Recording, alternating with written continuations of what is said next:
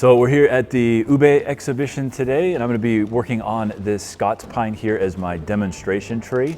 So I just showed up to the venue, just started looking at the plants and haven't got a full feel for exactly what I want to do with it, but I think it's pretty obvious that the initial design is from the front that you're viewing it right now. All the structure is pretty much set up, but the tree actually has some interesting characteristics from all different sides. So from the back side of the tree here, the trunk is actually quite powerful. So I'm contemplating possibly changing the angle in the front entirely on this tree, but I'm not sure if that's going to be the best option or not, because the way the branches are originally made on this tree, or were originally made, make this a little bit of a difficult design to pull off. So I'm gonna spend a little more time with it, think it through, and then we'll come up with the final option here.